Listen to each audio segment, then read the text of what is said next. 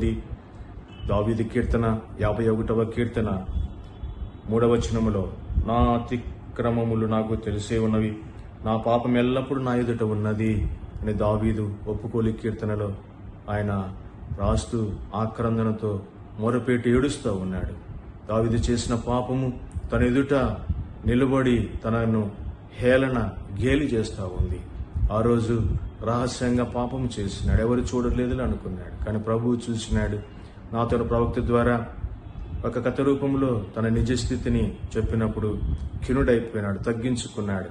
ఒప్పుకోలి కీర్తన రాస్తూ, నేను చేసిన పాపము ఇదిగో నా ఎదుట నిలబడి నాకు నిద్ర లేకోకుండా, కడుపుకు ఆహారం తింటున్నా కూడా నెమ్మది లేకోకుండా, కంటికి నిద్ర లేకోకుండా చేస్తుంది, శరీరానికి విశ్రాంతి లేకోకుండా చేస్తుంది. ప్రియమైన సహోదరి సహోదరుడా, పాపమునుకున్న శక్తి అది. మనం చేసే పాపము మన ఎదుట నిలబడి